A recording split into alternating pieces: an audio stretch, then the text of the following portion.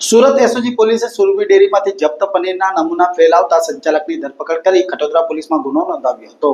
Surat SOG પોલીસે સુરભી ડેરીના એક સંચાલકની ધરપકડ કરી કાર્યવાહી હાથ ધરતા નકલી ચીજ અને ખાદ્ય ખોરાક વેચાણ કરતા તત્વોમાં ફફડાટ ફેલાઈ ગયો હતો. નકલી પનીરનો જથ્થો પોલીસે ઝડપી લેતા આ પનીરના સેમ્પલ ફેલ આવતા જ એસઓજી પોલીસે ડેરીના સંચાલક શૈલેષ છગન પટેલની ધરપકડ કરી કાર્યવાહી આદરી હતી અને ખટોદરા પોલીસમાં ગુનો નોંધાવ્યો હતો.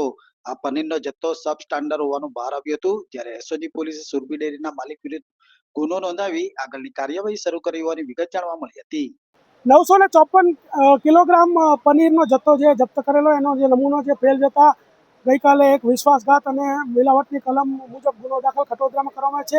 એના જે બે સંચાલકો છે એમાંથી મુખ્ય સંચાલક શૈલેષ પટેલની ધરપકડ કરવામાં આવેલી છે અને નજીકના દિવસોમાં જે લગ્નની સિઝન ચાલી રહી છે તો ત્યાં પણ એસઓજીની ટીમો ખાનગી રીતે જઈ અને પનીરના નમૂનાઓ લેશે અને ચેક કરીશું ને જો એમાં કંઈ પણ એવું ભેળસેળયુક્ત માલુમ થશે તો રેડો કરવામાં આવશે તથા આવા લોકો ઉપર જો વધારે ગુનાઓ દાખલ થશે તો એમની પાસાની પણ કાર્યવાહી કરવામાં આવશે.